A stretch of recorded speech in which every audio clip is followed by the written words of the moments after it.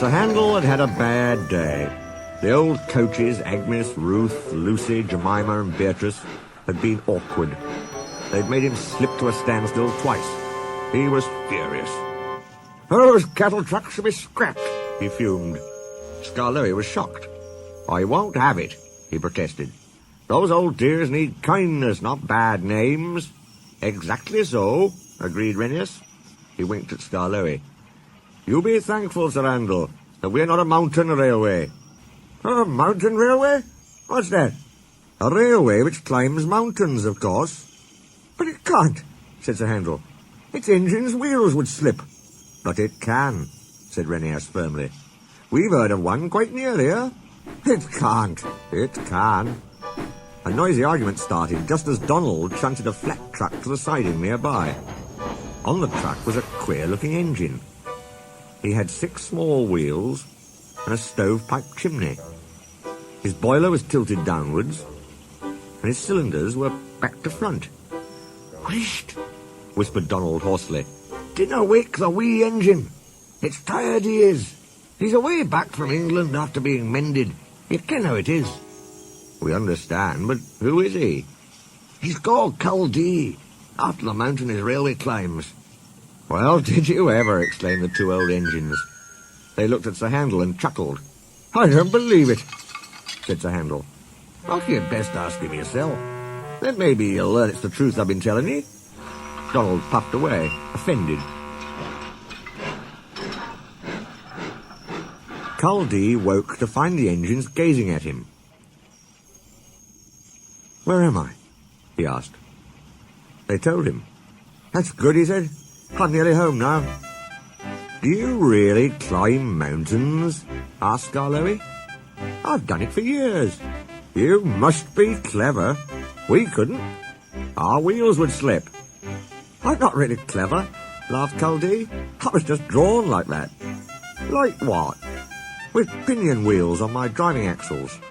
They have teeth, you see, which fit into a rack rail. I can't slip, however steep the line is. That, said Renius, must help you going up. But if your line is so steep, aren't you frightened coming down? Why? We have good brakes. Coaches, went on Renius, are sometimes silly and try to push us downhill. Some engines find it hard to stop 'em. Sir Handel blushed and looked at his buffers. Our coaches, answered Culdee, are never silly like that. They know such tricks are dangerous. I've never had that sort of accident. But, he went on thoughtfully, I was frightened once. Very frightened indeed. Please tell us, said all the engines. One day, long ago, before our line was opened, our drivers made all 5 of us engines stand ready outside our shed. The inspector's coming, they said. We don't know which of you he'll choose. He chose me, climbed into my cab, and made me push 2 coaches to the summit. So far so good, he said. Now we'll test your brakes. So he went and stood on the steepest part of the line. Down, down it fell, with a nasty curve below, edging a precipice. Brakes off, driver. Let him roll. Oh, gasped the little engine in horror. The coaches nudged me. We gathered speed downhill. I was terrified. My driver's hand stole to the brake.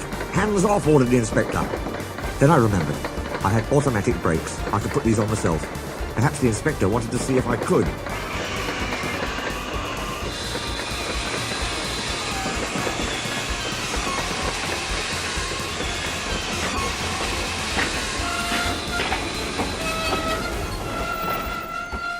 They worked beautifully.